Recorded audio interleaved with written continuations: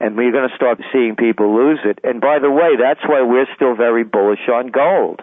And we're looking at gold 2000. And you pointed it out. There's only two ways they can get out of it, and then one of the ways is printing more fake money.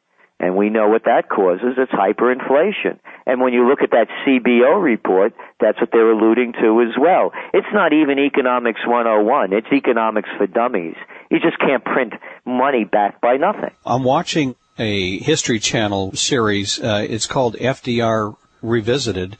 And it was about his presidency, and the part that I got to last night is he's running for his third term.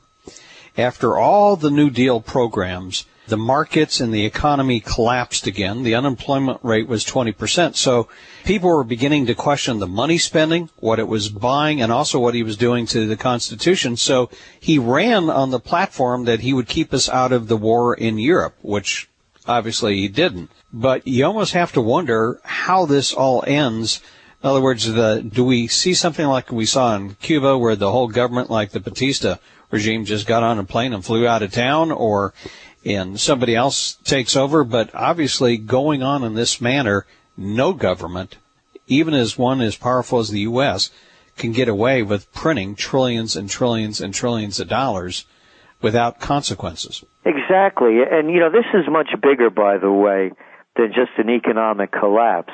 And we've been writing about this for a number of years now, going back to 2002, actually, the fall. In our Trends Journal, the headline read, Empire America Fading Fast. This is a whole empire decline. We're declining not only economically, but morally, spiritually, financially, emotionally, physically. I mean, these aren't, just statements or ranting. I mean, these are facts. I mean, we're one of the most unhealthy nations of the industrialized world. More people are obese. Matter of fact, there are more people obese, adults, than there are overweight people in the country. We've consumed beyond our means, not only in our intake, but what we've borrowed and built. We've lost our moral compass in so many different ways. So, and spiritually, we're drained. I mean, my God, we're all old enough to know that there's never been a president in American history that was booed off the stage as he's leaving office. So what's going on in America? This is much more than a financial meltdown. It's a collapse of an empire. And why anybody would believe, I pick up the New York Times and I see these leaders that are supposed to lead us out of this, and a call for Congress to work together to help us get out of this.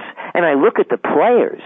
I see Pelosi, Bond, Frank, Bonner, McConnell. I'm looking for Laurel and Hardy and Abbott and Costello. What have these people ever done? What thing could they point to show us what greatness they've achieved? Well, one of the scariest things, we often comment on this, is when the Fed chairman appears twice a year before Capitol Hill, and to listen to the questioning coming from either the House or the Senate. Last year we had one lady that was talking to Bernanke, didn't even know where he came from. She thought he came from Goldman Sachs. I remember that. I saw that one.